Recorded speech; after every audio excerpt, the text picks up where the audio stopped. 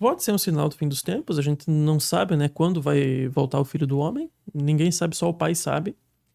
Então, é uma coisa que, assim, nós podemos rezar, procurar perseverar e ajudar as pessoas ao nosso redor, proteger as nossas famílias e fazer a diferença dentro do que nos cabe. A gente não tem como saber se nós estamos ou não estamos no fim do mundo, ninguém sabe.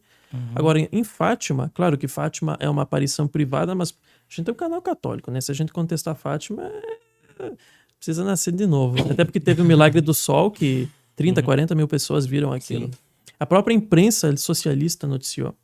Em Fátima, Nossa Senhora prometeu o triunfo do seu Imaculado Coração, que é o que é a conversão das pessoas. Porque ela vem para falar do inferno, né? A primeira parte do segredo é sobre o inferno. Depois ela vem falar da necessidade da consagração da Rússia e da devoção aos 5 primeiros sábados. E ela mesma fala, profetizando já a Segunda Guerra Mundial, que se a humanidade não se convertesse, ia ter uma outra guerra pior.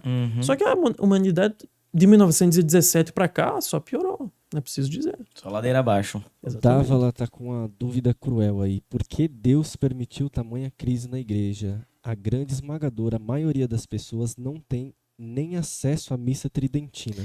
Tem uma reflexão muito interessante do professor Plínio Correia de Oliveira, que é justamente, como eu disse, um grande referencial para mim do que é um leigo católico, que é o seguinte, ele faz uma analogia, que eu não sei se ele encontrou em algum santo, mas uma analogia entre Jó e a igreja. Porque Jó, o demônio vai lá e pede para Deus tentar Jó, destruir Jó. E Deus fala para o demônio, olha, você pode fazer tudo, exceto matar ele. Todo o resto, tanto que Jó perde os bens, os parentes dele são mortos, ele fica com o corpo inteiro cheio de úlceras, e, enfim, ele acaba ali no meio de um monte de lixo com um cachorro lambendo as feridas dele. E o Dr. Plínio comentava, é mais ou menos o que parece ser que Deus permitiu para a igreja. Ó, o demônio pode fazer tudo, pode perseguir a igreja através dos pagãos, pode se infiltrar na igreja através dos falsos profetas, pode flagelar a igreja com os pecados dos próprios católicos, pode fazer tudo exceto matar a igreja, porque as portas do inferno não vão prevalecer. Certo. Então, assim, Deus sempre permite o mal para tirar dele um bem maior. A gente, muitas vezes, no meio da nossa provação, nós não conseguimos ver o que vai ser esse bem maior que Deus vai tirar. E tem coisas que a gente só vai ver no dia do nosso juízo, quando a gente morrer e Deus mostrar. Você sofreu tanto por causa disso. Você teve tal doença por isso. Você passou por tal situação por conta disso. Então, a gente não tem como saber por que Deus permite uma tal crise dentro da igreja, assim como a gente não tem como saber exatamente nesse caso concreto por que, por exemplo, tal criança foi vítima de violência. Não tem como a gente ter uma resolução, mas na hora da nossa morte a gente vai ter essa compreensão, porque Deus vai manifestar para nós. De modo geral, a gente pode falar, corrija-me se estiver errado, que toda e qualquer crise ou qualquer erro, qualquer coisa ruim no mundo é consequência do pecado. Claro. Em última instância é isso, né? Então a gente colhe consequências daquilo que nós, enquanto seres humanos, plantamos ao aderir o pecado em nossa vida. Esse é um fato. Eu queria só voltar na afirmação dela aí, Lu, rapidinho, para não ficar uma percepção que também dá uma possibilidade. Que ela falou assim, por que Deus permitiu essa crise na igreja e a gente tem dificuldade de encontrar a missa tridentina? Então, como se, por exemplo, a missa do rito novo fosse essa crise, mas o rito novo não sintetiza a crise. Isso é importante ficar claro.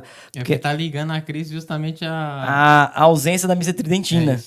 Mas, assim, o que eu gosto de falar, há quem tenha um apreço e busque participar da missa de rito tridentino, o que não significa que, se você não tiver acesso a essa missa, a missa com o rito Novos Ordos vai ser insuficiente para te levar à salvação.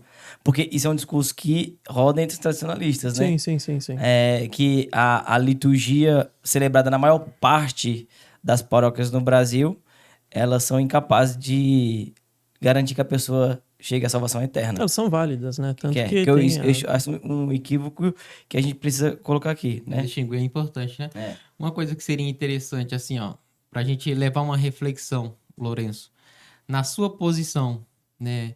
O que te impediria de talvez chegar no ponto do livre exame da tradição?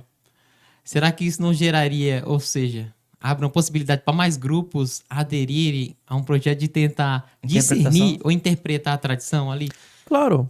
Tem um provérbio romano que fala abusum non tollit usum, né? Então, o abuso não impede o uso. abusos a gente pode encontrar em todos os lugares. Por exemplo, você tem pessoas aí que são continuistas e que querem justificar que, por exemplo, toda aquela entronização que houve da Pachamama dentro do Vaticano e houve um culto pagão no Vaticano, querem entronizar e dizer que aquilo não tem problema e tá tudo bem. Então, como que você vai apresentar isso e dizer que você não está negando a fé católica é uma coisa que, enfim, não é um problema meu, não é um pano que eu vou passar. Assim como você pode encontrar pessoas que estão no movimento tradicional e que vão acabar indo para uma linha muito crítica e que vão acabar, enfim, querendo justamente fazer esse livre exame da história e do magistério da igreja, que é um perigo, é uma possibilidade.